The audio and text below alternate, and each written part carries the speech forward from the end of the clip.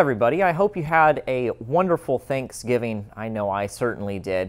And it has come to my attention recently that I have never done any sort of walk around, any sort of explanation on the vehicle that I am driving as a landscape and adventure photographer. If you know anything about overlanding or anything to do with vehicle-based travel, you'll know that modern-day vehicles are extremely expensive. To get a well-equipped 4Runner out the door is going to cost you over 50 grand. So it hit me that for college students that are wanting to get into this sort of thing, it might be helpful to know what I am doing to circumvent these horrible costs. So with that, I will introduce you to Leslie. What is Leslie? Well, she is a 2001 Chevy Blazer. She has about 210,000 miles on the clock, and she is stronger than ever. So I figured that I would show her to you, not because she's anything special, but she might give you some ideas, and if you're a struggling college student out there, she might give you some encouragement as to what you can possibly do if you are interested in entering this sort of field. Now, let's start on the business end of Leslie. What can you get for $1,200? Well, you can start by getting a 4.3-liter V6. This is a Vortec engine. Actually, Chevy has been putting this in vehicles since like 1985. This has gone in the Silverado, even like Asher vans. Even variations of it have been put in like the Camaro. It is a very widely used engine, and I mention that as an important thing because, first of all, it is a really easy vehicle to service most of the time. Sometimes the spark plugs have been hard to get to, but it's very strong, it's reliable, it's been around for years and years, and also really, really good power. For a 6-cylinder, it has tons and tons of torque. For climbing up mountain passes and stuff like this, this engine has had plenty of power. Even when loaded down with several people, tons of camping gear, it does a great job.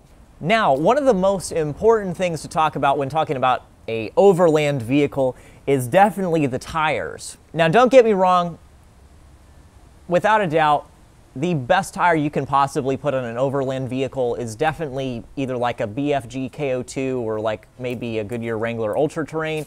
Those are definitely your best options, but if you're on an extreme budget, I actually really do recommend these. These are Pathfinder all-terrains. You can get them, they're actually a Discount Tire exclusive. Not trying to plug myself since I work there, but they are a great value overall. They do compete actually in the same category as the BFGs, and they have a really good blocky type of tread pattern. They also have good siping for like snow and wet weather. The size I've got is actually a 30 by 9.5 by R15. So this is actually one step up in size from what comes standard on this vehicle. It comes standard with a 29-inch tire, so I've gone up to a 30.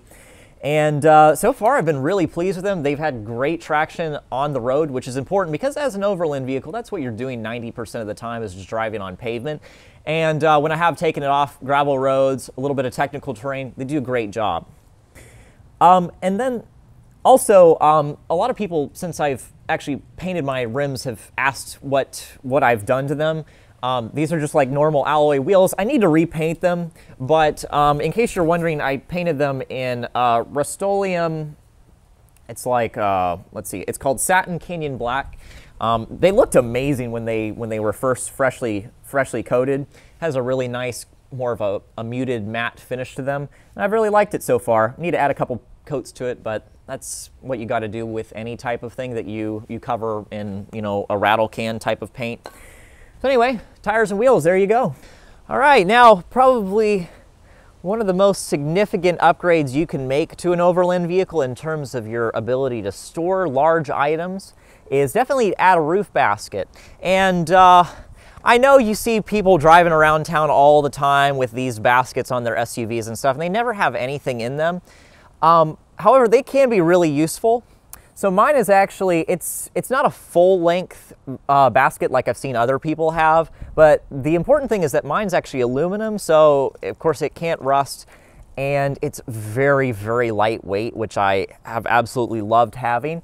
And as you can see, it's the perfect size to store 2 of these containers. These are actually I forget what they're called. They're like, they're made by Plano. You can get them at Academy Sports. I'll just link those in the description below. But anyway, these are like $25 each, and you can store an absolute ton of camping equipment in here.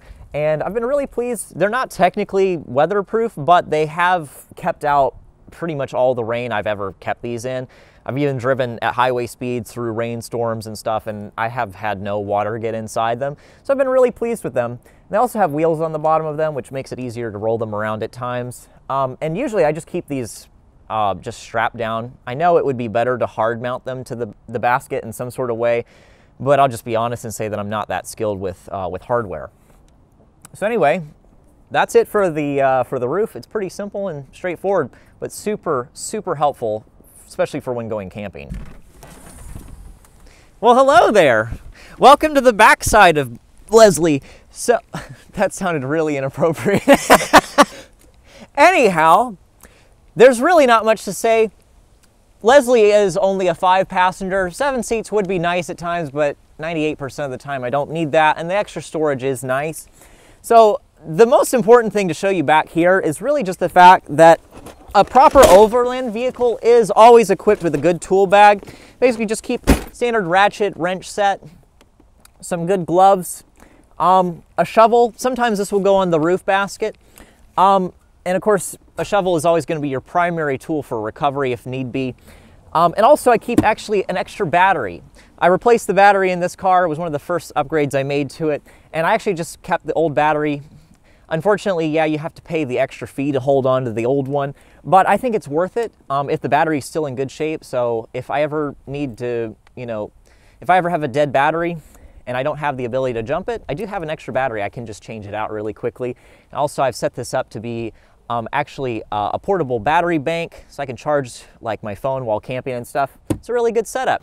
All right, I brought you to the underside of Leslie, and that's for a couple reasons. Couple things I specifically want to demonstrate as to why I feel like this is a superior vehicle compared to like a Subaru. I know a Subaru, a crossover of any sort like that is going to completely wreck this vehicle when it comes to fuel economy, but I think in the long run a lot of people are going to prefer having something built like this. First of all, as you can see here, it is body on frame construction. So basically this is built like a truck is. It's not built like a car is. It is specifically suited for the rough stuff. You can see, unfortunately, it does have leaf springs. I prefer to have coils, but you take what you can get sometimes. And it does have, most importantly, a solid rear axle as opposed to independent rear suspension. It does have independent front suspension, but I feel like this is the best combination to have independent in the front and then a solid in the rear. So you get really good on-road performance on the front end, but also you can get really good articulation in the rear when you're tackling technical terrain. So that's why I would prefer this kind of setup if you do ever intend to tackle some technical terrain.